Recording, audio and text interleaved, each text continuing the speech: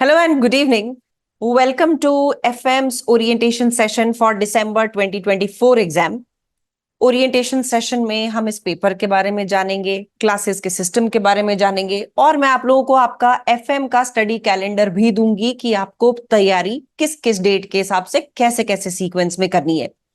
So let's first get going on the agenda of the session. हमें क्या क्या चीजें कवर अप करनी है, जिसमें मैंने आपको बोला इस पेपर के बारे में, ये पेपर क्यों इंपॉर्टेंट है उसके बारे में भी, सिलेबस क्या है, इसका रिजल्ट क्या आता है, आपका कैलेंडर क्या होगा और मेरी कुछ उम्मीदें आप लोगों से, उसके बारे में बात करेंगे। Let me first talk about the importance of this paper. ये पेपर क्यों इंपॉर्टेंट है, मैं आपको अभी एक स्क्रीनशॉट दिखाती हूं। पहली इंपॉर्टेंस तो आपको उसी से समझ में आ जाएगी कि ये पेपर इंपॉर्टेंट क्यों है। आपके स्क्रीन पे ये जो दिख रही है पिक्चर, ये मैंने आपके एसीसीए के करियर पेज से उठाई है। एक समरी है कितनी जॉब पोस्टिंग्स कितने प्रोफाइल्स के लिए होती है। और दूसरी बात, ये मैंने 13 सितंबर को पिक्चर पिक की थी सुबह 9 बजे, 9 साढ़े 9 के आसपास। तो उसके बाद में ये इसमें चेंजेस कुछ हो सकते हैं, लेकिन ये जो इतनी सारी जॉब वैकेंसीज हैं, इसमें एफएम से रिलेटेड कौन सी जॉब वैकेंसीज हैं वो मैं आपको एक बार दिखा देती हूँ। सबसे पहली बात तो ये फाइनेंशियल मैनेजमेंट का जो पेपर है, ये अपने आप में किस चीज को कवर करता है पहले वो बताती हूं। एक बिजनेस को सबसे पहले पैसा चाहिए। जब पैसा आएगा तभी कुछ प्लांट एंड मशीनरी आएगी और तभी कुछ प्रोडक्शन शुरू होगा और तभी इस प्रोडक्शन को आगे बेच के प्रॉफिट कमाया जाएगा। यानी एक primary first step for every business is raising funds. ये कवर होता है एफएम के अंडर। उसके बाद में जब ये कंपनी अपना बिजनेस स्टार्ट कर देती है तो ये अलग अलग प्रोजेक्ट्स भी लेती होगी, किसी कंपनी का एक्विजिशन भी करती होगी। ये चीजें भी एफएम में ही आती हैं। किसी प्रोजेक्ट को लेना चाहिए कि नहीं लेना चाहिए, मेरा लगाया हुआ पैसा यानी बिजनेस का लगाया हुआ पैसा कितने टाइम में वापस आ जाएगा, ये भी एफएम के अंडर ही आता है। जब कंपनी प्रॉफिट कमा लेगी तो शेयर होल्डर्स की एक्सपेक्टेशंस होंगी कि भाई मार्केट प्राइस ऊपर जाए, शेयर की मार्केट प्राइस में चेंजेस, उससे इन्वेस्टर को क्या फायदा होगा, ये भी एफएम का ही पार्ट है। अब शेयर होल्डर्स को ये भी उम्मीद होगी, शेयर प्राइस तो ऊपर जा रही है, लेकिन जरूरी थोड़ी ना है शेयर होल्डर शेयर्स बेच के प्रॉफिट कमाए। दे मे बी एक्सपेक्टिंग कि भाई डिविडेंड दो। डिविडेंड कितना देना है, हर साल देना है या इस साल ही स्पेशल डिविडेंड देना है, ये भी एफएम के अंडर ही आएगा। बिग फोर में अलग से टीम्स होती हैं, M&A teams, mergers and acquisitions teams. ये टीम्स स्पेसिफिकली दो कंपनीज के मर्जर्स को और एक्विजिशंस को टेकअप करती हैं। लेट्स सपोज हम वोडाफोन और आइडिया की बात करते हैं। हमने इनका मर्जर देखा, बिग फोर की किसी टीम ने इस मर्जर को हैंडल किया था या किया होगा। वो टीम ने क्या किया होगा, ये देखा होगा कि जिस कंपनी को अक्वायर किया जा रहा है उसकी वैल्यूएशन कितनी है, मतलब उसकी वर्थ कितनी है, उसके बेसिस पे परचेज कंसीडरेशन डिसाइड हो जाएगी और परचेजर उतनी परचेज कंसीडरेशन शेयर होल्डर्स को देके कंपनी को खरीद लेगा। तो ये वैल्यूएशन एफएम का पार्ट होता है। शार्क टैंक इंडिया नाम का एक प्रोग्राम आया, उसमें हर बार बिजनेस की वैल्यूएशन की बात हुई। तो बिजनेस की वैल्यूएशन इन्वेस्टर को अट्रैक्ट करने के लिए यूज की जाती है कि कितने वर्थ का बिजनेस है आपका। बिजनेस की वैल्यूएशन कई तरीकों से की जाती है। भाई मैं साल के लेट्स सपोज $1,000 कमाती हूं, $1,000 $1,000 $1,000 कमाती रहूंगी, 5 गुना कर दो मेरी आज की वैल्यू। कई बेवकूफ एंटरप्रेन्योर्स ने 300 टाइम्स भी करी। तो शार्क टैंक इंडिया में जो लोग बैठे थे उन्होंने ऐसे तैसे कर दी फिर ऐसे एंटरप्रेन्योर्स की। भाई 200 गुना कौन लेता है अपनी अर्निंग का वैल्यूएशन। हाँ, अर्निंग का आप 7-8 गुना ले सकते हो, कंसिडरिंग कि आप ग्रो करोगे फिर उस अर्निंग को साल दर साल, इतनी आपकी वैल्यू हो सकती है। लेकिन 200 टाइम्स भैया, तो ये जो वैल्यूएशन होता है ये यूजुअली इन्वेस्टर के पर्पस से होता है। इन्वेस्टर यानी शेयर होल्डर। मार्केट के सेंटिमेंट्स भी इस पेपर में ही आप समझेंगे। कहां से पैसा उठाना है, इक्विटी उठाना है या डेट उठाना है, ये भी आप यहीं पे समझेंगे। यानी कि एफएम के पेपर में लिटरल फाइनेंस की बात होगी। ये फाइनेंस एक और तरह का भी कवर करेगा। HSBC bank, HDFC bank, Barclays, Deutsche bank, इनके पास एक रोल होता है इन्वेस्टमेंट बैंकिंग का। पोर्टफोलियो मैनेजमेंट का भी नाम होता है इसका। एक कंपनी होती है, उसके पास पैसा पड़ा होता है, वो बार्कलेज को बोलता है कि भाई मेरा पैसा आप इन्वेस्ट कर दो। अब बार्कलेज पूछेगा कि भाई अपना रिस्क बताओ, कितना रिस्क ले सकते हो, क्या सारा पैसा इक्विटी में डाल दूं? तो कंपनी बोलेगी नहीं नहीं नहीं नहीं नहीं भाई, मॉडरेट रिस्क रखो, कुछ इक्विटी में डाल दोगे फिर। यानी बार्कलेज कुछ पैसा इक्विटी शेयर्स में डाल देगा, कुछ पैसा गवर्नमेंट बॉन्ड्स में डाल देगा, कुछ म्यूचुअल फंड्स में डाल देगा, और इन सब से जो रिटर्न आएगी वो क्लाइंट को दे देगा और क्लाइंट से फीस चार्ज कर लेगा। इस प्रोफाइल को पोर्टफोलियो मैनेजमेंट कहते हैं। पोर्टफोलियो होता है ये जो आपने उस बंदे के पैसे अलग अलग चीजों में इन्वेस्ट कर दिए, दिस बिकम्स अ पोर्टफोलियो। बड़ा हाईली पेड प्रोफाइल होता है portfolio management, and people like it. CFS करते हैं ये काम, जिसमें एंट्री अब आप लोगों की भी होती है। एचएसबीसी तो अब बहुत सारे इंटर्नशिप अपॉर्चुनिटीज देती है एसीसीएस को, सिटी बैंक देता है। तो chartered accountants, ACCS, CFS, they are liked for this profile. इस सारे पेपर में यही सारी चीजें आएंगी, और यहां इस लिस्ट में कौन सी चीजें हैं जो आपके लिए एफएम लेके आ रहा है वो देखते जाओ।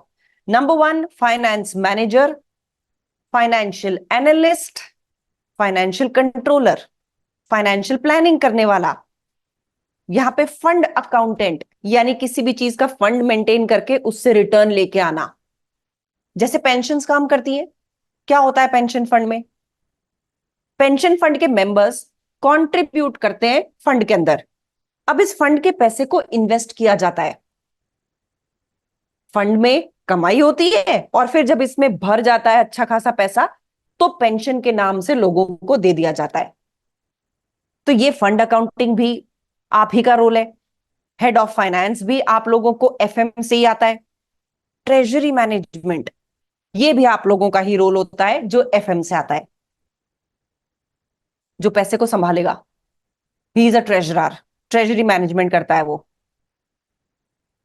अब इन सारे रोल्स की अगर आप गिनती करोगे तो बहुत सारे प्रोफाइल्स आपको दिखेंगे, बट मोटा मोटी बात यह है, ये प्रोफाइल्स तो ठीक है।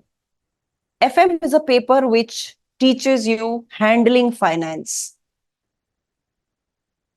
पैसे की कीमत आज वर्सेस 10 साल बाद, ज्यादा वैल्यूएबल कौन सी कीमत है? आज वाली।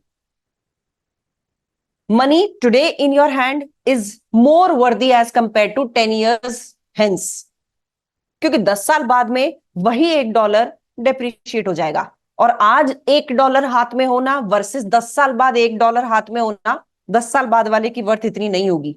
ये कॉन्सेप्ट भी आप समझेंगे एफएम में। तो पेपर बहुत इंपॉर्टेंट है। जो आप लोग सोचते हो ना कि फाइनेंस लाइन में जाना है, वो यही पेपर है। अब about the paper is okay, next पड़ाव पे चलते हैं, इस पेपर के बारे में समझते हैं, यानी एफएम पेपर की डेप्थ में जाते हैं। इंपॉर्टेंट तो है, वो तो देख लिया हमने। अब इसके थोड़े से टेक्निकल और एग्जाम पर्सपेक्टिव पे चलते हैं। तो सबसे पहली चीज पे आते हैं, इसका पेपर पैटर्न कैसा है। जैसा स्किल लेवल पेपर्स का होता है, 3 सेक्शंस होंगे, section A, section B, section C. Section A और बी 30-30 मार्क्स के, और सेक्शन सी 40 मार्क्स का। सेक्शन ए में 15 ऑब्जेक्टिव टाइप क्वेश्चंस होंगे। Remember there is a difference between MCQ and objective type. यहां ऑब्जेक्टिव टाइप क्वेश्चंस होंगे, यानी कई फिल इन द ब्लैंक्स भी हो सकते हैं, मैच द फॉलोइंग भी हो सकते हैं। 15 क्वेश्चंस आएंगे, 2 मार्क्स ईच के, 30 मार्क्स का बन जाएगा सेक्शन ए। जो सेक्शन बी है, ये भी ऑब्जेक्टिव टाइप क्वेश्चंस ही लेके आएगा। Then what is the difference between section A and section B? Section B में 3 केसेस होंगे। एक केस होगा, उसके ऊपर 5 क्वेश्चंस, फिर दूसरा केस आएगा, उसके ऊपर based 5 questions, then again 5 questions, and all these questions will be objective type. आजकल फिल इन द ब्लैंक्स वाले क्वेश्चन बहुत आ रहे हैं, 2 मार्क्स के होंगे ये भी सेक्शन बन जाता है 30 मार्क्स का। और आपके पास तीसरा सेक्शन होता है section C. This section is a subjective section. Subjective section का मतलब होता है जहां पे आप आंसर फ्रेम करते हैं, जहां पे step by step examiner is bound to check your answer. अब एफएम की खास बात सुनना, एफएम में total paper approximately 50% paper theory based होता है। Now by theory I don't mean mug up करने वाली थ्योरी। थ्योरी का मैं वर्ड भले यूज कर रही हूं, पर इंटेंट क्या है? Something which doesn't involve calculations. तो मैं जब थ्योरी बोलूंगी तो थ्योरी का मतलब रटने वाली थ्योरी नहीं है, नॉन कैलकुलेटिव पार्ट है, दैट्स थ्योरी। अब एफएम का पेपर 50 मार्क्स का थ्योरी का है, ये 55 तक भी थ्योरी चला जाता है। और सेक्शन सी की बात अगर करें, at least 20 to 22 marks goes into theory. यानी दिन ब दिन कैलकुलेशंस तो होती जा रही है कम मार्क्स की, और theory writing non calculative part it is increasing day by day, and this becomes the biggest fear for the students.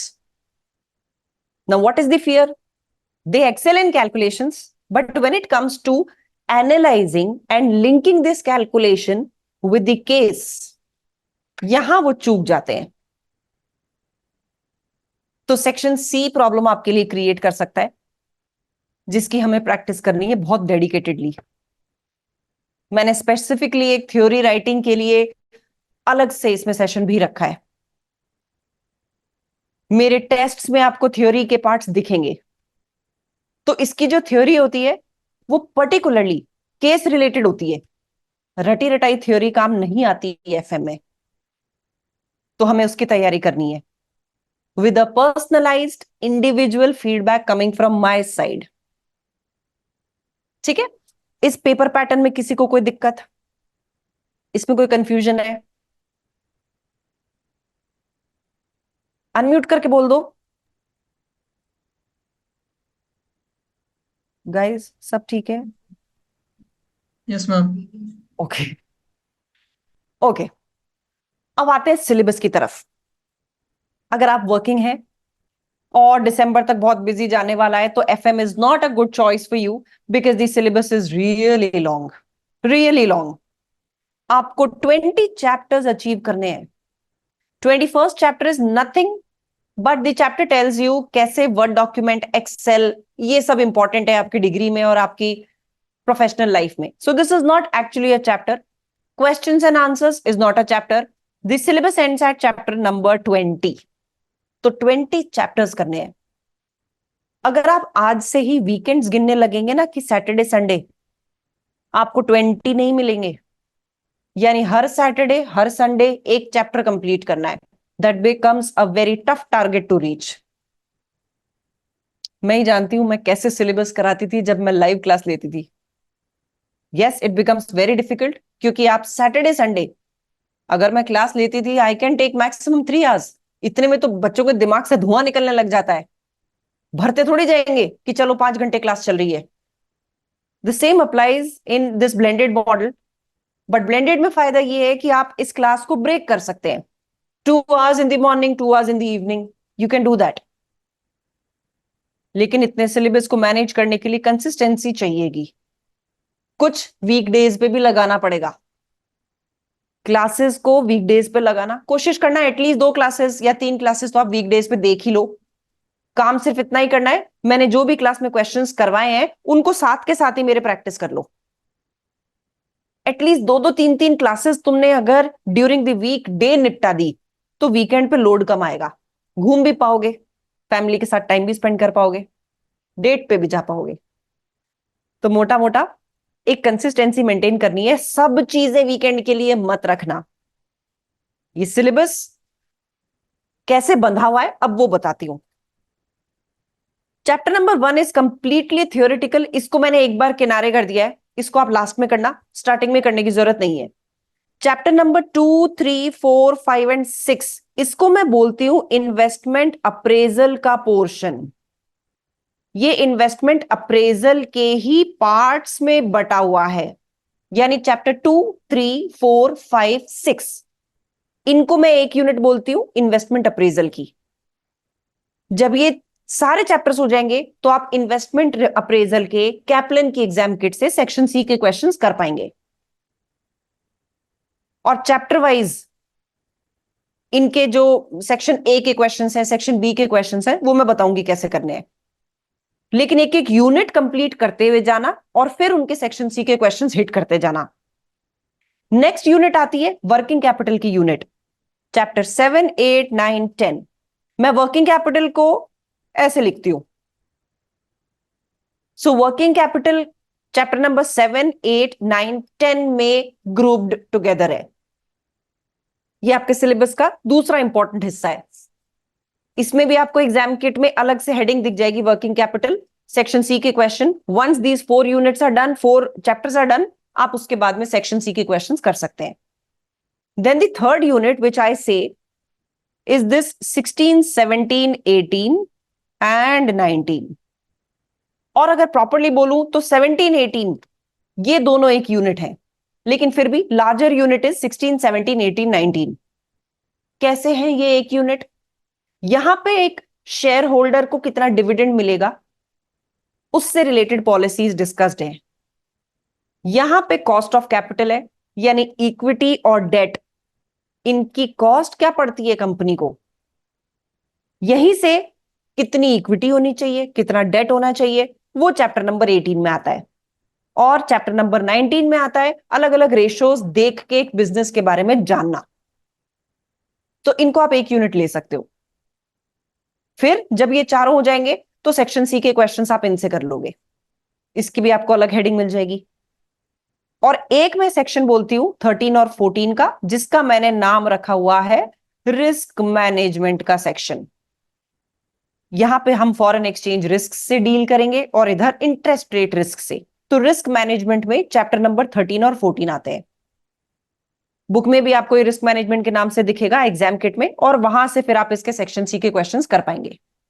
ये आपको मिलेगा sources of capital and capital structure के नाम से, मतलब कैपिटल से रिलेटेड चीजों के नाम से हेडिंग मिलेगी।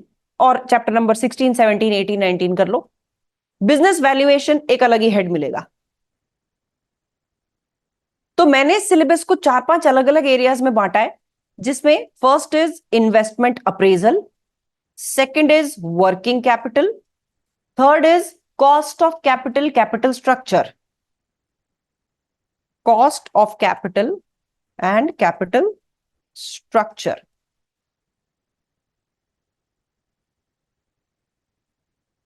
सॉरी गाइस, उड़ गया वो सारा। Third was this cost of capital, capital structure,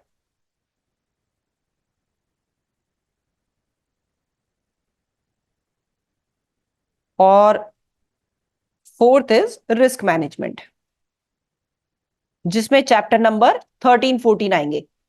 fifth आप एक अलग ले सकते हो, बिजनेस वैल्यूएशंस, चैप्टर नंबर 20। इन पांचों को अलग अलग बताने का लॉजिक ये है, जब तक आप चैप्टर नंबर 2, 3, 4, 5, 6 ये सारे नहीं कर लोगे तब तक आप सेक्शन सी कर नहीं पाओगे। तो ग्रुप ऑफ चैप्टर्स कंप्लीट होंगे तब इनका सेक्शन सी होगा। सेक्शन ए हो सकता है, सेक्शन बी अलग से हो सकता है, लेकिन सेक्शन सी नहीं। जब तक आप 7, 8, 9, 10 नहीं करोगे तो वर्किंग कैपिटल के सेक्शन सी को नहीं कर पाओगे, बिकॉज बीच में सडनली कोई और कॉन्सेप्ट निकल के आ जाएगा। अब आती हूं बाकी चैप्टर्स पे। Chapter number 1 is completely theoretical chapter, मतलब इसमें नो कैलकुलेशन इन्वॉल्वमेंट है। Chapter 1 completely theoretical, chapter 11 completely theoretical, 12 completely theoretical. इनको आपको करना है 10th नवंबर के बाद। बड़े जनरल से हैं ये। एक ट्रेजरर का क्या रोल होता है? फंड्स को संभालना। ट्रेजरी मतलब खजाना, ट्रेजर, कंपनी का ट्रेजर उसका पैसा है। तो पैसा संभालने वाली टीम ट्रेजरी फंक्शन होता है। जनरल जनरल से इनमें पॉइंट्स आपको मिलेंगे। एक बिजनेस का इकोनॉमिक एनवायरनमेंट क्या होता है? गवर्नमेंट की पॉलिसीज उसको इंपैक्ट करती हैं। इकोनॉमिक रिसेशन है तो बिजनेस को इंपैक्ट करेगा। अप्स एंड डाउन्स इकोनॉमी में चल रहे होते हैं तो इंपैक्ट करेगा। तो जनरल जनरल से चैप्टर्स हैं ये, इनको आपको करना है एंड में, ताकि इनका छोटा छोटा सा जो जनरल सा पार्ट है वो रिटेन रहने लग जाए। हमें फिलहाल फोकस किस चीज पे करना है? उन प्रैक्टिकल चैप्टर्स पे जहां पे थ्योरी भी उन्हीं में से ही आती है। यानी आप क्या कर रहे हो, एग्जामिनर आपसे उसका रीजन पूछेगा। That is the theory which comes here. आपकी कैलकुलेशन पे ही सवाल होंगे, उसके पीछे के रीजंस पूछेगा एग्जामिनर। तो मैंने पढ़ाया भी विद रीजन ही है, इसलिए जहां जहां मैं जो जो चीज करा रही हूं उसका रीजन समझते चलना, क्योंकि यही रीजन काम में आने वाला है थ्योरी राइटिंग में। And again I will highlight this, for me theory means something which is without calculations. It doesn't mean रटा रटाया ज्ञान। एफएम में रटा रटाया नहीं चलता है, वैसे तो बाकी पेपर्स में भी नहीं चलता है, यहां पे तो स्पेसिफिकली नहीं चलेगा। ठीक है, ये आपका सिलेबस है। अब अपन आते हैं रिजल्ट पे। तो एफएम कोई बहुत भयानक पेपर नहीं है, इसका अप्रोक्सीमेटली 50% के आसपास रिजल्ट रहता है। It's not like audit and PM जो 30% में भी कभी चला जाए। पास परसेंटेज इसकी ठीक रहती है, लेकिन फिर भी कई बच्चों को रोना आ जाता है इसमें बिकॉज ऑफ थ्योरी। तो ये चीज आप सबको एक्सेप्ट करनी पड़ेगी। मैंने ये ऑडिट में, एफआर में, पीएम में, सब में बोला है, आप लोगों के लिए non calculative part should be a part of your life now. Because आपकी क्वालिफिकेशन का ये एम्फोसिस नहीं बढ़ रहा है, ये ग्लोबली भी एम्फोसिस बढ़ रहा है। हम सस्टेनेबिलिटी रिपोर्टिंग्स की तरफ जा रहे हैं। हम ऐसी रिपोर्टिंग कर रहे हैं, कंपनीज को बोल रहे हैं कि तुम एक नॉन फाइनेंशियल नंबर के ऊपर भी रिपोर्ट बना बना के पब्लिश करो। आपके बिजनेस ऑपरेशंस कितने सोसाइटी पे, एनवायरनमेंट पे इंपैक्ट डाल रहे हैं, उस पे भी रिपोर्ट लिखो। क्योंकि एनवायरनमेंट पे इंपैक्ट डालोगे तो कुछ प्रोविजनिंग करनी पड़ेगी और वहां पे पैसा इन्वॉल्व हो जाएगा, और वहां फाइनेंस वाले रिपोर्ट बनाने में उतर पड़ेंगे। इसलिए आपकी डिग्री का बहुत एम्फोसिस हर पेपर में अब राइटिंग के ऊपर आ रहा है, एनालाइजिंग के ऊपर आ रहा है। तो कैलकुलेशन कर दी खट खट खट खट खट, लेकिन कोई चीज क्यों करी वो थ्योरी पूछती है, और यही बच्चे चूकते हैं। तो हमें उस चीज पे स्पेशल फोकस रख के ध्यान रखना है, उस पर प्रैक्टिस भी करनी है। जहां 48% global pass percent on an average रहता है, I am very happy to announce that we are around 68 to 70% pass. ये सारे स्टूडेंट्स हैं जो अभी जून वाले एग्जाम में पास हुए हैं, जिसमें चैत्य को देखो 84 marks, Pranay Khosla 73। Pranay is not a very good writing वाला बच्चा, बट स्टिल। पारस क्वात्रा ये तो छोड़ ही देता था, थ्योरी छोड़ देता था। अतुल चिकारा, ये वो बच्चे हैं जिनको थ्योरी लिखने में ऐसा लगता है कि यार छोड़ो ना यार, मॉक में भी थ्योरी छोड़ दी सारी, लिखे ही नहीं, अटेम्प्ट ही नहीं करे वो क्वेश्चंस। तो for my batch it has always been very balanced, very good batch. कभी भी ग्लोबल पास परसेंटेज से 10% के मार्जिन में ऊपर ही रहा है, नीचे कभी भी नहीं आया। तो मैं जो ये 68-69% ऑन एन एवरेज बोल रही हूँ, पिछले 4-5 अटेम्प्ट में किसी किसी में 72% भी गया था, किसी में 67% भी गया था। तो आप ऑन एन एवरेज इसको 69 से 70% ले सकते हो, दैट 70% ऑफ माई बच्चा इज पासिंग। हाँ, वो बात की 30% मैं नहीं पास करा पा रही हूँ, because certain things are required from your side also, आऊंगी उस पर भी। और वो अब ओरिएंटेशन में इसलिए बड़ी हाईलाइट करके बोल रही हूँ क्योंकि वहां मुझे आपकी जरूरत पड़ेगी। सिर्फ मेरे एफर्ट डालते रहने से बात नहीं बनती। And I need to make this very clear since beginning. कुछ चीजें हैं जो आप ही से होंगी, मेरे से नहीं होंगी। वो चीजें आपको करनी है, और इस लिस्ट में नेक्स्ट टाइम आपको भी आना है। तो पेपर से डरने की जरूरत नहीं है। जब इतने सारे बच्चे पास हुए हैं, 70% बच्चा पास हो रहा है, तो आप भी होगे, बशर्ते जैसा मैं कहूं करते जाओ। तो अब क्लासेस में क्या क्या मिलेगा, जो मैं कहने वाली हूं कि तुम्हें ये करना है, वो देखो क्या क्या करना है। Number 1, the number of sessions will be 11। इसमें से मैं बड़ी क्लियर कट बोल देती हूं, I will be taking 4 sessions only. ये स्पेशल सेशंस होंगे, ये वो वाले सेशंस होंगे जहां मैं ओवर ईयर्स देख रही हूं कि इसमें हर बच्चे को प्रॉब्लम आती है, जिसमें मैंने थ्योरी वाला भी लिया है। तो मुझे आप लोगों को वो लाइव प्रैक्टिस करानी है, जहां पे मैं पहले एक्सप्लेन करूंगी कि भाई थ्योरी को ऐसे लिखना है, फिर हम एक दो क्वेश्चन सामने प्रैक्टिस करेंगे कि बताओ इसमें क्या लिखोगे। और अगर तुम कुछ गलत बोलोगे तो आई विल करेक्ट इट कि नहीं नहीं ये इसलिए इसलिए गलत है। वहीं के वहीं उसका करेक्शन करेंगे। तो मोटा मोटा ये जो प्रैक्टिस सेशंस है, ये उन चीजों पे होंगे जिनको लाइव करना और वन ऑन वन आपके हिसाब से करना, दैट इज इंपॉर्टेंट। तो क्लास में आप कॉन्सेप्ट तो देख लोगे, लेकिन उसका इंप्लीमेंटेशन मैं चाहूंगी कि आप मेरे सामने करो। उसके लिए स्पेशल सेशंस होंगे। प्रॉब्लम सेशंस कौन लेगा? N experienced mentor, ACCA member, 7-8 years of experience holder. He will take your problem sessions. लेकिन I am not away, I am not out of the problem sessions.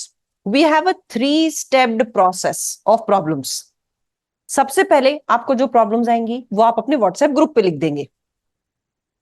आपस में थोड़े से friends बनाओ, क्योंकि हम वर्चुअली मिल रहे हैं, तो वर्चुअली अपनी प्रेजेंस शो करो। पूछने वाला अपना क्वेश्चन अच्छे से पूछे, फिर उसको कोई भी स्टूडेंट जो जवाब दे, ये दोनों के लिए अच्छा है। पूछने वाले को पूछना आएगा, जवाब देने वाले का कॉन्फिडेंस ऊपर होगा कि यस मुझे आता था, और बाकी सबको चिंता होगी कि यार लोग पढ़ रहे हैं हम नहीं पढ़ रहे। एंड ऑफ द डे तक अगर आपकी प्रॉब्लम सॉर्ट नहीं हुई, तो एक व्हाट्सएप पे भी एक मेंटर है, वो आपके आंसर्स को रिप्लाई कर देगा, आपकी क्वेरी को रिप्लाई कर देगा। But you cannot have everything on WhatsApp और एवरीथिंग ऑन मैसेजेस। बहुत सारी चीजें जो नहीं समझाई जा सकती हैं व्हाट्सएप पे। ऐसी चीज अगर कोई रह गई कि व्हाट्सएप से नहीं समझ में आ रही है, आप पहुंचोगे लाइव क्लास में प्रॉब्लम सेशन में और इन टीचर से पूछ लोगे। Don't worry, he has an number of batches of experience.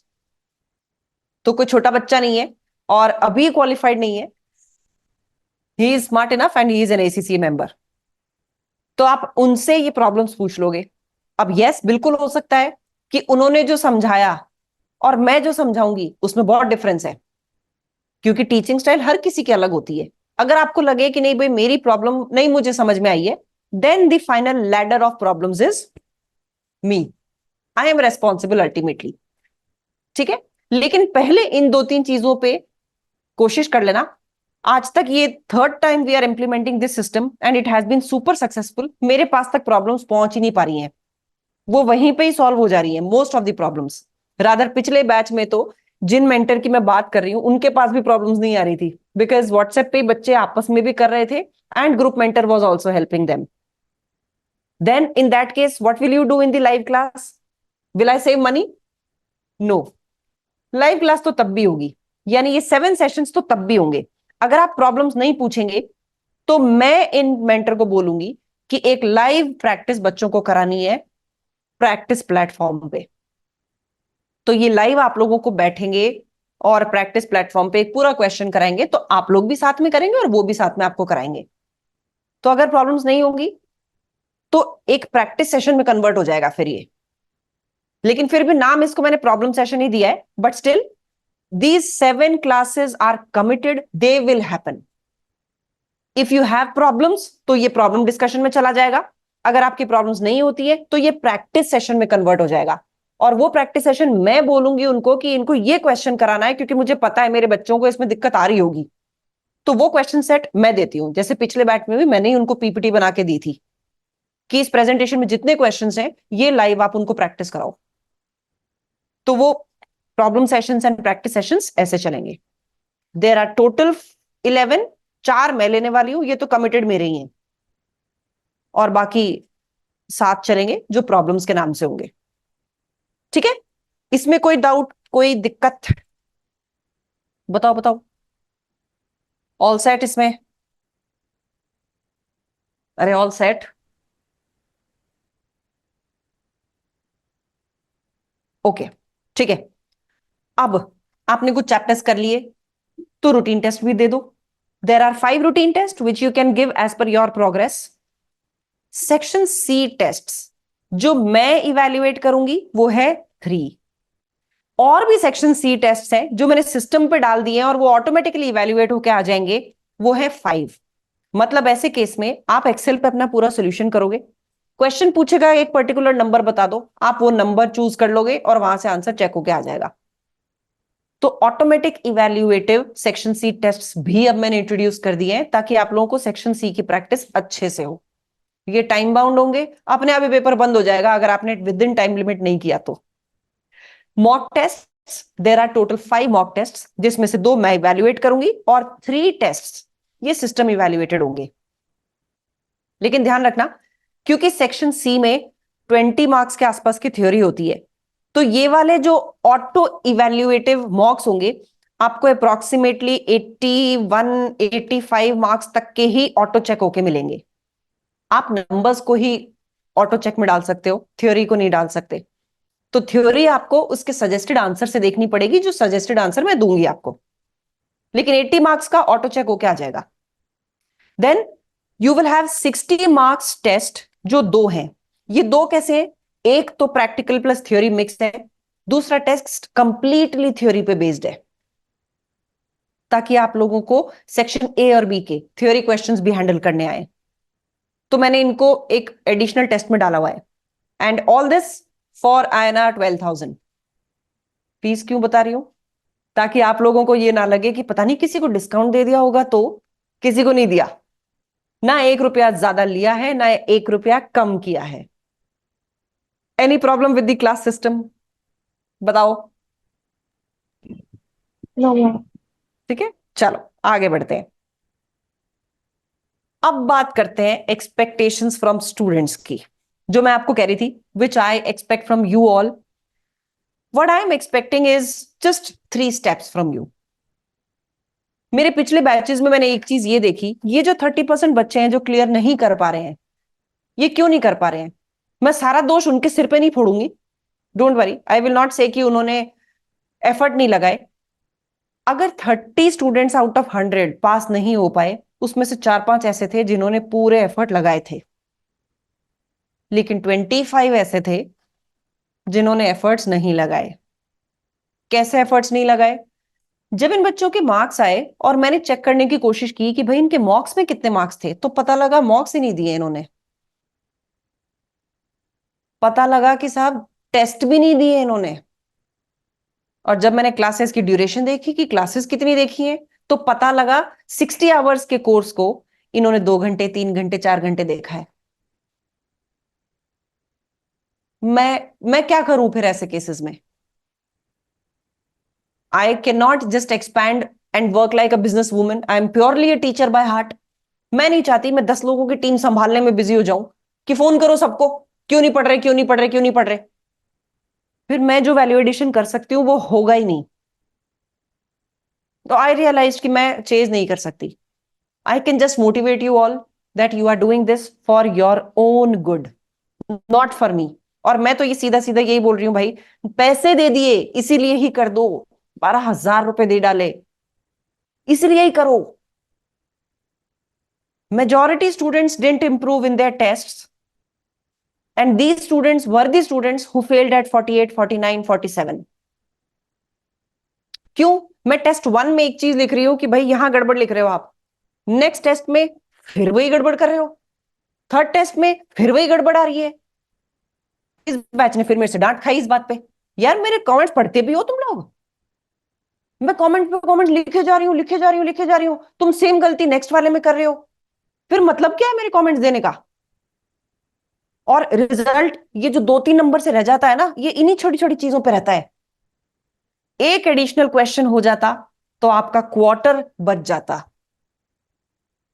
एक कैलकुलेशन सेक्शन सी में अच्छे से कर देते तो मार्क्स मिल जाते. तो छोटी छोटी चीजों पे आप 48 से 50 की जर्नी तय करते हो.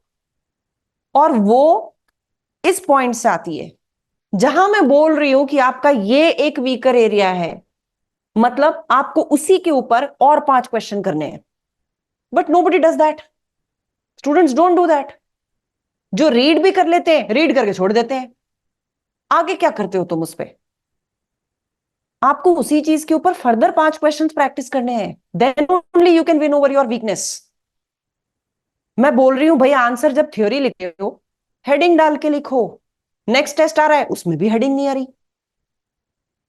फिर मार्क्स वहीं के वहीं रहने वाले हैं। Then you are giving test for the sake of giving them. ये लिटरली ऐसा ही हो रहा है, जहां मैंने अब क्योंकि मुझे अब टाइम मिलता है, मैंने कुछ अपनी क्लासेस हैंड ओवर करी है मेंटर्स को कि भाई तुम थोड़ी सी प्रॉब्लम संभालो, वरना मैं 4 4 घंटे प्रॉब्लम क्लास में बैठी हूं। उस टाइम को यूटिलाइज कर रही हूँ ये देखने में कि बच्चा पहले टेस्ट में क्या गलती कर रहा था और दूसरे में क्या गलती कर रहा है, and the situation is same, not improving. और उन्हीं बच्चों का रिजल्ट आता है कि साहब 47 पे रह गए, 48 पे रह गए, 49 पे रह गए। तो आपको ये चीज ध्यान रखनी पड़ेगी, when I am highlighting something. मैंने आपके एक सेल्स के नंबर पे गोला लगाया है, मतलब आपकी सेल्स कैलकुलेशन गलत हुई।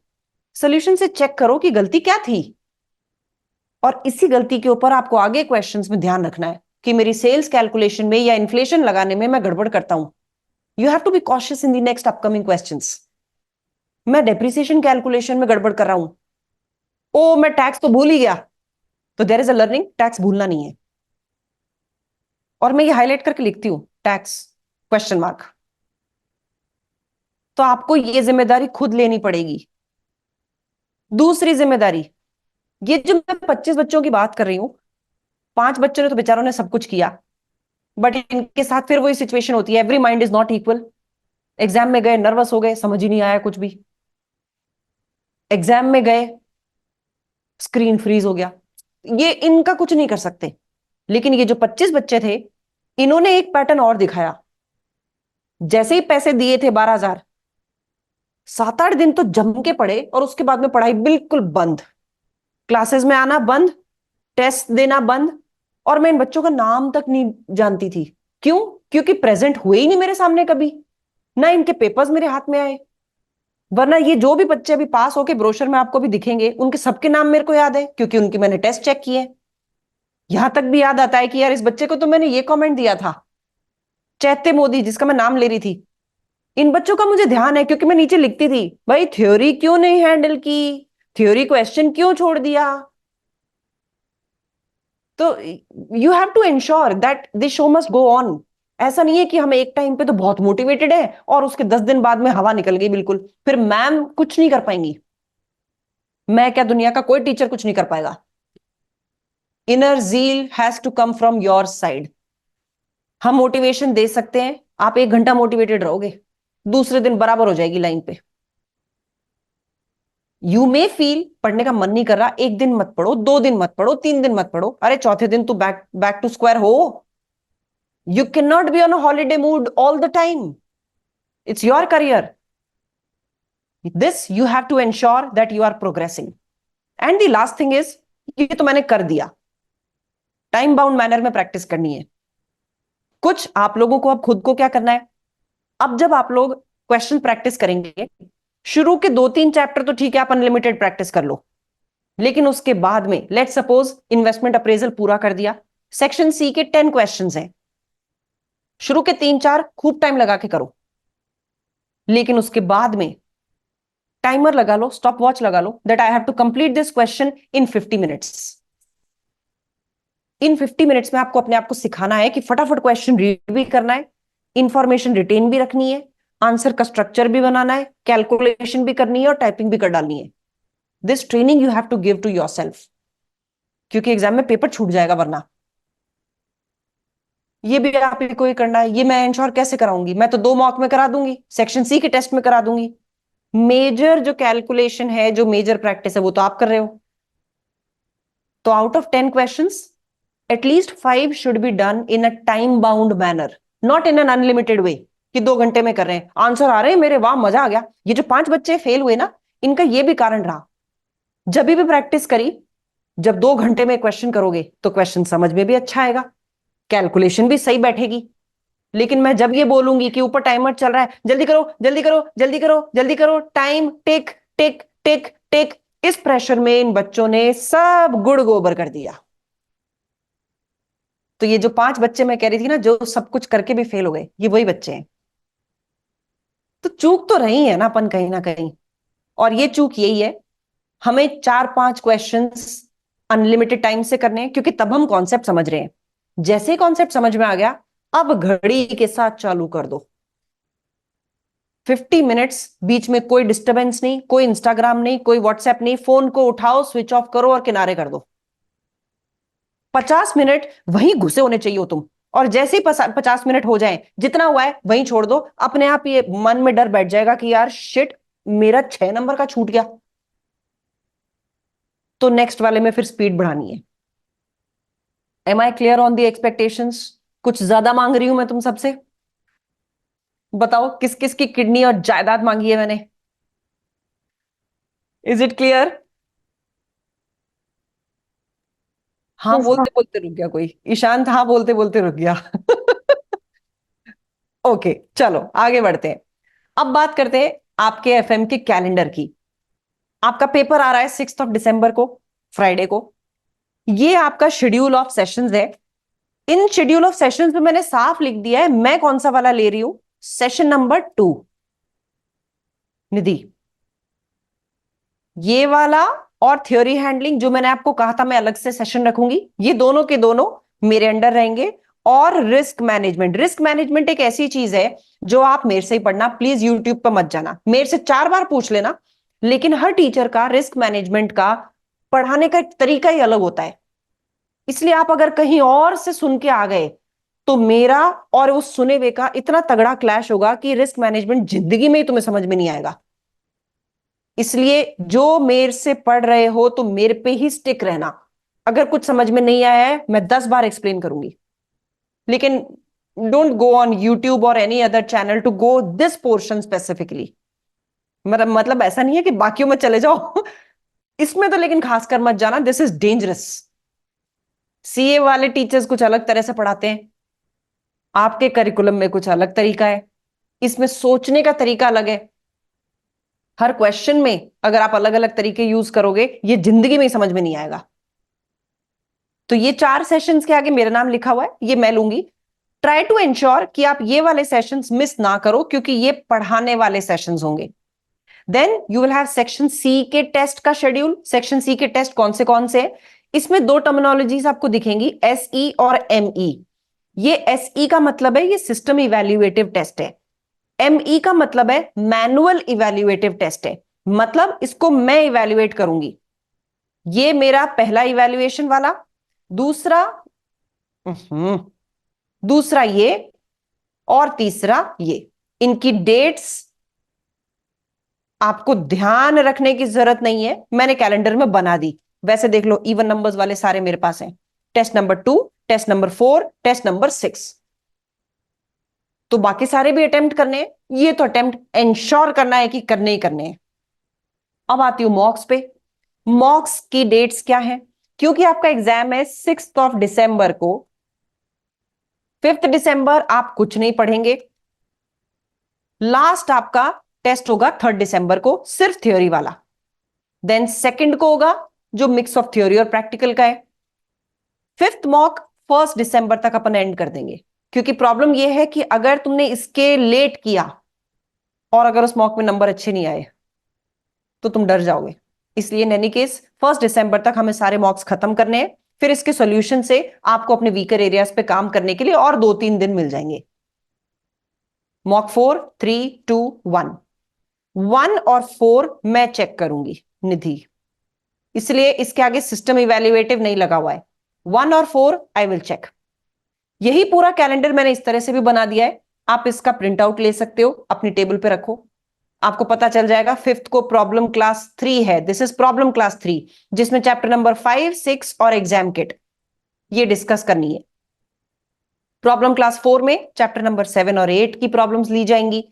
ये थ्योरी राइटिंग वाला सेशन है, यानी कि ये मेरा सेशन है, ठीक है।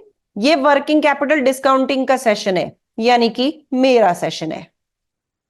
तो जहां चैप्टर नंबर नहीं है वो मेरे सेशंस हैं बेसिकली। ये आपकी मॉक्स की डेट आ गई है, मैंने सेक्शन सी टेस्ट के आगे लिख दिया है ये सिस्टम इवैल्यूएटेड है। सिस्टम इवैल्यूएटेड, ये वाला मैं इवैल्यूएट करूंगी, ठीक है।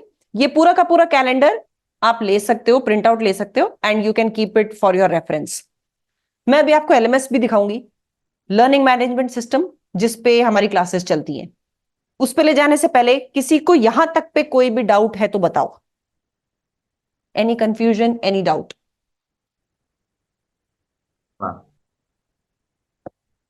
All set? चलो, तो एलएमएस पे चलते हैं और मैं आपको दिखाती हूं कि वेबसाइट पे कैसे पहुंचना है आपको। सबसे पहले तो हमारी वेबसाइट पे पहुंच जाओ, यहां से लॉग इन करो। ये निधि भास्कर आ गई और ये मेरा लॉगिन। लॉगिन क्रीडेंशियल्स आपको एनरोल करते ही टीम दे देगी। इधर से आ जाओ एफएम के बैच पे, और ये आ जाता है एफएम का बैच, यहां से चालू। ये जो आपको ओरिएंटेशन दिख रहा है यहां पे, अभी जो अपना ओरिएंटेशन हो रहा है ये कल तक अपलोड हो जाएगा। प्लानर, ये मैंने आपको अभी जो कैलेंडर दिखाया, ऐसा ही आपका कैलेंडर जो भी दिखाया था वो यहां पे आ जाएगा। देन ये एक सिंगल पेज का मैंने लास्ट बैच वालों के लिए बनाया था। किसी को अगर ऐसा करना हो तो I can do that, otherwise इसकी कोई नीड लगी नहीं मुझे। ये एक आइटम है ना, इसको आप इग्नोर कर सकते हो। PER POs link to FM syllabus, ये कुछ नहीं है, ये हमारे प्लेटिनम लर्निंग पार्टनर होने की एक कंडीशन होती है, उसके लिए एक डॉक्यूमेंट डाला हुआ है, आपको कुछ नहीं करना। आते हैं नोट्स पे। नोट्स की मैंने अब एक कंबाइंड बुकलेट बना दी है, यानी सारे चैप्टर्स के नोट्स एक साथ। अगर आपको एलएमएस पे देखने हैं तो आप यहां से देख सकते हैं उनको, लेकिन अगर आप पढ़ रहे हो तो हार्ड कॉपी ले लो इसकी, यानी यहां से लेके जाओ, डाउनलोड करो और फिर इनके प्रिंट आउट्स लेके स्पाइरल बाइंड करा लो। लेकिन ऑब्वियसली हर जगह बुकलेट तो साथ नहीं होगी ना, मेट्रो में बैठे हो, कैब में बैठे हो, जाम लगा हुआ है, पढ़ना है, तो सीधा यहां वाले से इससे देख लो, लेकिन ये डाउनलोड करने के लिए है। देन वर्किंग कैपिटल के रेशियोज यहां पे डाउनलोड कर सकते हो। ये एग्जाम की ट्रैकर क्या है? ये ट्रैकर है आपकी बुक्स के, यानी कि आपकी जो एग्जाम किट होती है उसका ट्रैकर है ये। मैंने हर क्वेश्चन नंबर के आगे वो किस चैप्टर का है, किस सेक्शन का है, वो लिखा हुआ है। कहां गया भाई? ओके, ये आया। अरे डबल डबल खुल गए क्या? देखो, 23-24 एग्जाम किट अगर आपके पास है तो ये उसका, guys it has got stuck. Guys मेरा स्क्रीन स्टक हुआ है कि तुम लोग मुझे देख सकते हो ना? हम्म हम्म यस मैम। ठीक है, ओके। देखो, 23-24 की जो कैपलिन की एग्जाम किट है उसका ट्रैकर है ये। क्वेश्चन नंबर 1, ये चैप्टर नंबर 1 का है। चैप्टर नंबर 1 से रिलेटेड क्वेश्चंस हैं 1 से लेकर 21 तक। मैंने यहाँ क्वेश्चन का रेफरेंस भी डाला हुआ है, अगर आप पुरानी बुक यूज कर रहे हैं तो इस रेफरेंस से चेक कर सकते हैं। यानी ये क्वेश्चन चालू होता है in relation to the financial management से। नेक्स्ट क्वेश्चन चालू होता है indicate by clicking in the relevant boxes. कुछ स्टार्टिंग वर्ड्स दे रखे हैं क्वेश्चंस के।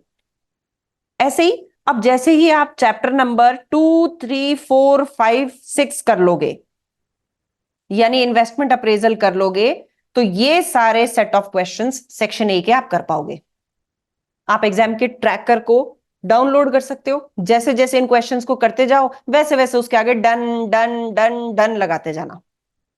ठीक है, तो ट्रैकर का पर्पस क्या है? पूरी एग्जाम किट के क्वेश्चंस को ट्रैक करना कि कौन सा क्वेश्चन किस टॉपिक से रिलेटेड है। ये सिर्फ सेक्शन ए के लिए ही नहीं, मैंने सेक्शन बी सी का भी इसमें बनाया हुआ है। इन्वेस्टमेंट अप्रेजल से रिलेटेड आपके पास ये क्वेश्चंस है।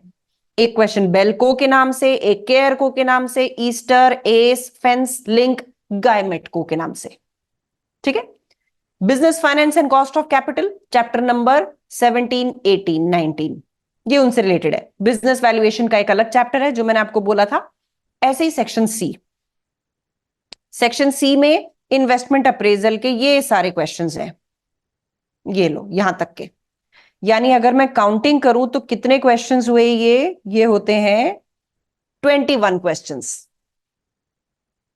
ठीक है, तो ये 21 क्वेश्चंस आपको एक एक एक एक करने हैं। ये बुक है 23-24 एग्जाम किट की। यहां मैंने वर्किंग कैपिटल के क्वेश्चंस अलग निकाल दिए थे। ये देखो, ऐसे भी कर दिए थे कि जैसे ही चैप्टर नंबर 7 हो आप ये वाले क्वेश्चंस कर सकते हो, जैसे ही चैप्टर नंबर 8 हो ये क्वेश्चंस हो सकते हैं। तो ये मैंने चैप्टर वाइज भी इसमें डाल दिए। ऐसे ही चैप्टर नंबर 15 से 19 के ये ऐसे डाले हुए हैं। ये तो ये पूरा डॉक्यूमेंट आपको मिल जाएगा, आप इसको देख सकते हो। ये देखो कि चैप्टर 17 होते ही ये वाले क्वेश्चन कर लो, चैप्टर 19 करते ही ये वाले कर लो, इसलिए एग्जाम के ट्रैकर को अपने पास रखना। ठीक है, ये हो गया। अब इसके अलावा आते हैं हम नेक्स्ट चीज पे। ये एग्जाम के ट्रैकर हो गए नोट्स में। अब लाइव सेशंस पे। ये जो सेशंस है आपको जाना है लाइन वाइज, जैसे मैंने पढ़ाया है वैसे जाते जाओ, और उसी सीक्वेंस में मैंने प्रॉब्लम क्लासेस भी रखी हैं, तो सिलेबस को ऐसे ही करना है।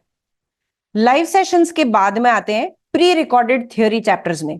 ये वो वाले चैप्टर्स हैं जो आपको मैंने जैसे शेड्यूल में दिए या तो वैसे करने हैं, और अगर मैंने शेड्यूल में इनका रेफरेंस ही नहीं डाला है तो ये वो वाले हैं जो एंड में करने हैं, यानी 10th या 15th नवंबर के बाद।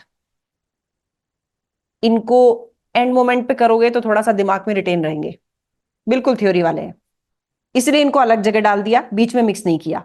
अब ये एग्जाम किट लाइब्रेरी क्या है, मैंने पिछले बैचेस में कहीं भी कोई भी क्वेश्चन कराया है तो उसको वहां से एक्सट्रैक्ट करके यहां डाल दिया। क्वेश्चन नंबर से मत देखना, मैंने आगे उसका नाम डाला हुआ है, क्योंकि आपकी बुक में क्वेश्चन नंबर अलग हो सकता है, लेकिन उसका नाम डालने का पर्पज यही है। लेट सपोज आपकी बुक में क्वेश्चन नंबर 245 है, पीएनपी पीएलसी वाला, तो क्वेश्चन ये रहा, नाम से ढूंढना, नंबर से नहीं। नंबर मैंने इसलिए डाल के छोड़ रखे हैं कि इसके आसपास ही होगा वो आपकी बुक में। टीएफआर, प्लेको, पैवलन, बहुत सारे क्वेश्चंस आपको इसमें मिल जाएंगे। लेकिन ध्यान ये रखना है कि एग्जाम किट लाइब्रेरी को देखने के पर्पज से यूज नहीं करना है। अगर किसी क्वेश्चन में अटके हो तो रेफर करना है।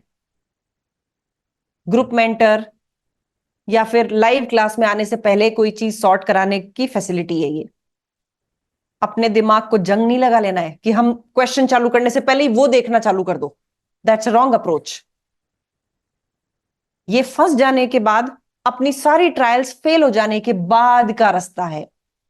तो इस चीज पे कॉशियस रहना, मिस यूटिलाइज मत करना एग्जाम किट लाइब्रेरी को। फिर अब ऐसा होगा कि जैसे जैसे आप आगे बढ़ते जाओगे वैसे वैसे पीछे का भूलते जाओगे। ऑब्वियस सी प्रॉब्लम है। तो ये जो रिवीजन शॉट है इसको एंड के लिए नहीं रखना है। Revision is not for 10th November या 20th नवंबर के बाद का item. No, once you are done with investment appraisal, अब आप आ जाते हो वर्किंग कैपिटल पे। वर्किंग कैपिटल के 2 चैप्टर होते ही लगता है कि यार इन्वेस्टमेंट अप्रेजल का तो सब धुल गया। तो ये पहले वाला सेशन निकालो और इसको एक बार देख डालो। 1.5 आवर्स में पूरा इन्वेस्टमेंट अप्रेजल रिवाइज हो जाएगा विद सम क्वेश्चंस। ऐसे ही आगे बढ़ गए, वर्किंग कैपिटल भूल गए, खोलो वर्किंग कैपिटल को, और 1 hour 10 minutes में पूरी वर्किंग कैपिटल हाथ में। तो इसमें बीच बीच में मैंने क्वेश्चंस भी कराए हैं, टफ टॉपिक्स के क्वेश्चंस भी। तो ये ब्रशअप करने का तरीका है, एंड में जाने का तरीका नहीं है। मैं बिल्कुल अगेंस्ट हूं ये एंड मोमेंट के रिवीजन पे। रिवीजन हर बार तब हो जाना चाहिए जैसे ही आपको लगे कि यार मैं पीछे का भूल गया, खोलो इसको करो। ठीक है, अब आ जाते हैं रूटीन टेस्ट्स पे। जैसे जैसे तैयारी होती जा रही है वैसे वैसे करते जाओ। जैसे ही चैप्टर नंबर 2 से 6 तक कंप्लीट हो जाए, क्लिक करो इसके ऊपर और क्विज स्टार्ट कर दो। टाइम बाउंड है, 40 मिनट्स में अपने आप बंद हो जाएगा। ऐसे ही जैसे ही वर्किंग कैपिटल हो जाए ये क्विज कर दो। फिर इधर इन्वेस्टमेंट अप्रेजल और वर्किंग कैपिटल से ले लिया, इधर फिर वर्किंग कैपिटल, और इधर मैंने आपसे लिया है रिस्क मैनेजमेंट का टेस्ट। हालांकि बीच में मैं सोच रही थी कि मैं इसमें 1-2 क्वेश्चंस और ऐड कर दूं, अगर मौका पड़ा तो पक्का ऐड कर दूंगी, कमिट नहीं कर सकती अभी। फिर सेक्शन सी के टेस्ट पे आते हैं। 1, 2, 3 ये कौन से टेस्ट है, ये वो वाले हैं जो मैं चेक करूंगी। तो अपने आप सिस्टम वाले चेक होने वाले वो कहां गए, वो मिलेंगे। हम एक नए एलएमएस को एक्सप्लोर कर रहे हैं, उसमें डालेंगे उन टेस्ट को, तो वो भी आपको टाइम बाउंड ही करने मिलेंगे, घबराना नहीं। अब आते हैं, अच्छा ये दूसरा आ गया मॉक्स पे। तो मॉक्स में इधर मॉक आने से वैसे कोई फर्क नहीं पड़ता, ये तो उनके क्वेश्चन आंसर है। मॉक्स को कहीं और से आपको दिया जाएगा उसी नए वाले सिस्टम पे से। लेकिन मोटा मोटा फोल्डर समझ गए क्या है, किसी चीज का क्या रोल है, क्या पर्पज है। कुछ कंफ्यूजन है तो बताओ, बताओ जी। All set? All set. अरे थकेलो, इतने शांत रहोगे क्या? भाई सदमा लग गया क्या? सब शॉक में चले गए? डरो मत, बहुत इंटरेस्टिंग पेपर है ये, और आसानी से मैनेज हो जाता है। बट हाँ, थोड़ा सा कंसिस्टेंटली चलना, बीच बीच में गायब मत हो जाना। मैम मेरा ब्रेकअप हो गया, मैं 10 दिन से पढ़ा नहीं। कोई बात नहीं यार, 11th डे तो पढ़ो। जिस दिन भी मौका पड़े पढ़ो। मैं बिल्कुल एग्री करती हूँ, कभी कभी मैं भी काम से परेशान होकर लिटरली पागल होने लग जाती हूँ, और उसी टाइम मैं ये सोचती हूँ कि बंद करो इंस्टीट्यूट को। फिर बच्चे, घर वाले सब ये बोलते हैं you need a break, take a break for 2 days. So I will tell this to you all also. When you feel exhausted, take a break and come back to this. तो भागना नहीं है किसी चीज से। आप अपने आप को छुट्टी दो, घूमो फिरो। पढ़ने का मतलब ये नहीं है कि अपने आप को फांसी लगा लो। ठीक है, बिंदास होके पढ़ना है। और हम अब फर्स्ट कब मिलने वाले हैं? When is your first session? Oh 25th को। बहुत ज्यादा टाइम नहीं है। आज हम बैठे हैं 15th पे। ओ, ओ, ओ, ओ, ओ। तो इन चैप्टर्स को करो। हाँ, एक और चीज बोलूं, अब इन चैप्टर्स को कैसे करोगे? क्लासेस देखो, क्लासेस में जो क्वेश्चंस मैंने कराए हैं उन क्वेश्चंस को साथ के साथ ही कर लो। फिर पहुंच जाओ, जो मैंने ट्रैकर अभी दिखाया था उसमें मैंने लिखा हुआ है कि कौन से चैप्टर को करने के बाद में आप कौन से एग्जाम किट के क्वेश्चंस कर सकते हो, और उनको और इजी करूंगी, एलएमएस पे भी डाल दूंगी। लेकिन 1-2 दिन का टाइम देना, अभी ओरिएंटेशन चल रहे हैं, वो भी कर दूंगी। तो ये सारी चीजें तैयार करके प्रॉब्लम क्लास में बैठना। अगर किसी कारण से ये नहीं हो पाए, तो अगर आप बाद में भी चैप्टर नंबर 3 की प्रॉब्लम लेके आओगे तो प्रॉब्लम ले ली जाएगी, कोई दिक्कत नहीं है उसमें। ओके अनन्या, वर्किंग डे पे क्लासेस हमारी एज अ रूल 7:30 बियॉन्ड ही होती है, डोंट वरी। 90% लोग वर्किंग है अनन्या यहाँ पे। तो 7:30 या फिर 8 o'clock पे ही होगी क्लास वर्किंग डेज पे। ये वर्किंग डेज पे ना स्टार्टिंग में ही है, बाकी सारी की सारी चली गई है वीकेंड्स पे, देखो। फिर वर्किंग डेज में नहीं है, ये सारी ब्लू वाली प्रॉब्लम क्लासेस हैं। क्योंकि शुरू में क्या होता है बेटा, आज हम 15th पे बैठे हैं ना, मैं 21st या 22nd को क्लास नहीं रख सकती थी। अभी बच्चे आने वाले 4-5 दिन में ज्वाइन करेंगे, ओरिएंटेशन आज ही अपलोड होगा, जाके आज भी नहीं कल अपलोड होगा। तो बच्चे धीरे धीरे रिदम पे आएंगे, तो फर्स्ट वाली क्लास में हमें थोड़ा सा गैप ज्यादा देना पड़ता है ताकि उन बच्चों का छूट नहीं जाए। ठीक है, अभी तो कुछ भी नहीं है बैच में। लास्ट बैच में एफएम के more than 70 स्टूडेंट्स थे। तो इतने हो जाएंगे and then they don't miss anything, इसलिए मैं फर्स्ट वाली क्लास में ना बहुत गैप देती हूँ। इस बार तो वैसे भी मैंने बैच बहुत ज्यादा चालू कर दिया, बहुत जल्दी चालू कर दिया। 74 मेंबर्स, 1 मिनट मैं तुम्हें, 1 मिनट रुको। ये मेरा व्हाट्सएप है। एफएम सितंबर वाला दिख रहा है। स्वाति के छोड़ के जाने के बाद में कितने मेंबर्स दिख रहे हैं इसमें? कैसे दिख रहे हैं मेंबर्स? दिख रहे हैं तुम लोगों को 74 मेंबर्स या कितने हैं ये? हाँ 74 मेंबर्स, जिसमें बच्चे बीच बीच में छोड़ के भी गए होंगे, क्योंकि मैंने उनको अनाउंस कर दिया था कि चलो अब टाटा बाय बाय जाओ। ठीक है, तो इतने सारे बच्चे हो जाते हैं। लेकिन अभी because it is not on YouTube अभी तक, तो अनाउंसमेंट ही वैसा ही नहीं गया है फॉर्मल वाला कि बैच चालू हो गया। स्टूडेंट्स टेक टाइम, इसलिए फर्स्ट वाली क्लास को थोड़ा सा डिलेड, बाकी सारी की सारी हर वीक होंगी फिर। ठीक है जी। So this is one thing, मैं भी कुछ बोलते बोलते भूल गई, पता नहीं, याद नहीं आ रहा क्या बोल रही थी मैं। चलो मैं व्हाट्सएप पे बता दूंगी। हाँ हाँ, याद आया याद आया। हाँ, एक चीज, एक छोटी सी request, please be reasonable with your problems. हम कोशिश तो करते हैं कि आपकी सारी प्रॉब्लम सॉल्व हो जाए, लेकिन आप प्लीज पहले सॉल्व करना आपस में। जब आप लोगों से वो नहीं सॉल्व होगी तो सॉल्व करना ग्रुप मेंटर से। प्लीज मुझे टैग मत करना। मेरे मैसेजेस आपने अभी देख लिए, 200-250 के आसपास पेंडिंग मैसेजेस पड़े हैं, मैं व्हाट्सएप पे जवाब नहीं दे पाऊंगी, ना मैं प्रॉब्लम सॉल्विंग व्हाट्सएप पे कर पाऊंगी। So I will not give you any false commitment कि मैं 24/7 सपोर्ट में हूं, वो मैं नहीं कर पाऊंगी, because I have to do an number of things for you all, including your test checking, including creation of more questions. तो ये एक ऑनगोइंग प्रोसेस रहता है, टेक्निकल आर्टिकल्स पढ़ना कि कहीं कोई चीज छूट तो नहीं रही है, उसको मुझे करिकुलम में डालना है, बहुत सारी चीजें चलती रहती हैं। इसलिए व्हाट्सएप ग्रुप पे प्लीज मेरे को टैग मत करना, ग्रुप मेंटर से आप पूछ सकते हो, आपस में डिस्कस कर सकते हो, मैं अनाउंस करूंगी फॉर्मली कि ग्रुप मेंटर कौन है। ठीक है? Any doubt, any confusion on anything, बताओ। All set? वणी बताओ साई। Yes ma'am. ठीक है, चलिए जी। So we'll catch up for the first class whenever it is scheduled. अब पढ़ाई चालू कर दो खींच के। ओके, चलिए guys, bye bye, take care, see you in the class. Bye guys, bye. Bye bye.